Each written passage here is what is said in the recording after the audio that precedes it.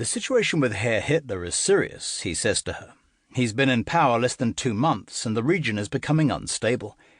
Vienna has seen fighting on the streets between the far right and the far left. She's already offered herself to the British government, but nothing has come of it. With her frequent travel, she could be useful, and she hates what Hitler is doing to her people, the Jews. Now she has witnessed the plight of Jewish refugees fleeing into Vienna from Germany, and this has awakened her own Jewish consciousness." "What would you do if Hitler invaded here?" she asks Kendrick. "It could happen," he replies. "It's not a question of if, but when. But I promise you, I will do all in my power to save Austria's Jews. Of course, they are not the only ones at risk. Most of my guests here and the greater part of the Austrian nobility will be in danger too." Few guests, except for Kendrick's trusted secretaries, know that he has been placed in Vienna by C., the head of the Secret Intelligence Service, SIS. How many people that evening are really working for him? His wife, Nora, the perfect hostess, is unwittingly and unknowingly being drawn into his clandestine world. Her innocence of his true role will, just 5 years down the line, save her from a terrible fate at the hands of the Gestapo. Kendrick's desk job dealing with passports is a cover for his real work, running spy networks across Europe and gathering precious information for Britain about the threat from the Soviets, and the still greater threat it will soon face from the Nazis.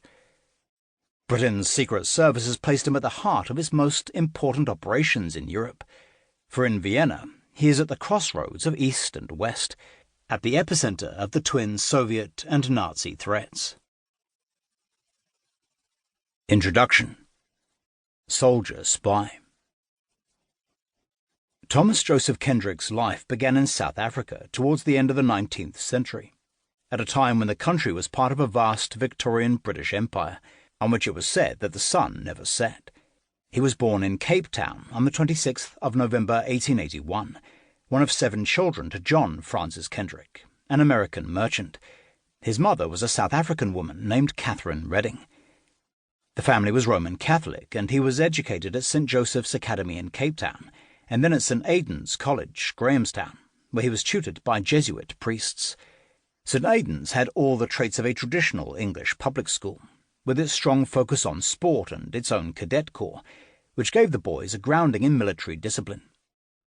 Photographs from this period show a school that could easily be mistaken for Eton or Harrow.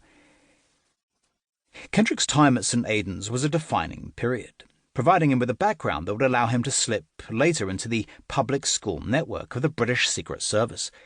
As a formalised organisation, the British Secret Intelligence Service had not yet been conceived. Indeed, neither SIS nor its predecessor, MI6, even existed. Yet it was in South Africa that he would cross paths with men and women who would later become central and founding figures in the SIS. In a sense, South Africa could be described as the cradle of espionage. In September 1900, Kendrick's father, John, purchased the grand 5-storey Hotel Metropole in Cape Town for the sum of £16,000, a fortune in those days. It was an imposing landmark, built in 1895 and designed in old German Renaissance style by the Dutch architect Anthony de Wit. The new family business exposed the young Kendrick to the highest social connections and gave him a taste for socialite life. But his relatively carefree youth was disrupted by the Second Boer War, which from 1899 was fought between the British Empire and 2 Boer states, the Republic of Transvaal and the Orange Free State. The Boers, white settlers in South Africa since 1652, with Dutch, German or Huguenot ancestors, were engaged in guerrilla warfare.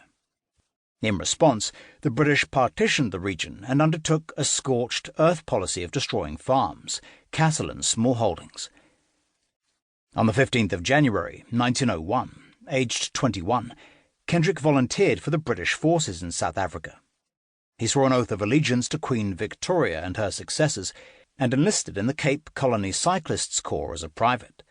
The Cape Colony Cyclists Corps had been raised at the end of December 1900 to defend Cape Town against enemy forces that had penetrated to within threatening distance of the town.